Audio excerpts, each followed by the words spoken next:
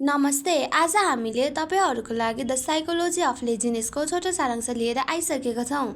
यो पुस्तकले मानिस किन काम गर्न चाहँदैन, किन बारम्बार काम पछि सार्छ र किन लक्ष्य भए पनि एक्सन लिन सक्दैन भन्ने विषयलाई मनोवैज्ञानिक रूपमा बुझाउने प्रयास गर्छ। पुस्तकका अनुसार लेजिनेस धेरै जस्तो अवस्थामा वास्तविक आलस्य होइन, बरु मानिस अवस्था, डर, तनाव र गलत बानीहरूको परिणाम हो। पुस्तकका मुख्य विचारहरू। मानिस जन्मजात अल्छी हुँदैन।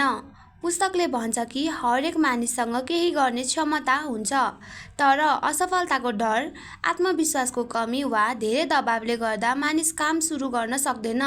त्यसैले ऊ पछि गरौला भन्ने बानीमा फस्छ। मोटिभेसन सधैँ टिक्दैन। पुस्तकले मोटिभेसन भन्दा डिसिप्लिनलाई बढी महत्त्व दिन्छ। प्रेरणा कहिलेकाहीँ मात्र आउँछ, तर राम्रो ह्याबिट र नियमितता भए काम निरन्तर गर्न सकिन्छ।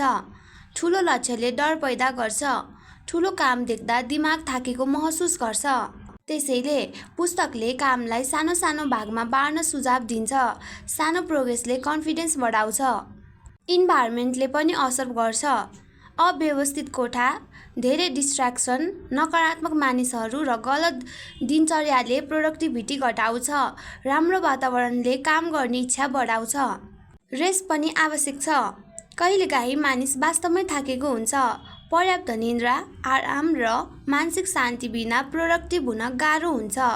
पुस्तकले सेल्फ केयरलाई पनि महत्त्व मानेको छ। पुस्तकको मुख्य सन्देश। एक्सन बिना सफलता आउँदैन। पर्फेक्ट समय कहिले आउँदैन। सुरु गर्नु नै महत्त्वपूर्ण हो।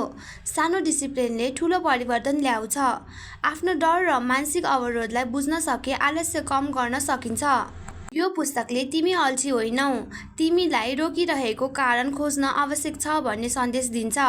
यदि मानिसले आफ्नो सोच, बानी र दिनचर्यालाई सुधार्यो भने उसले बिस्तारै लेजिनेसमाथि विजय पाउन सक्छ।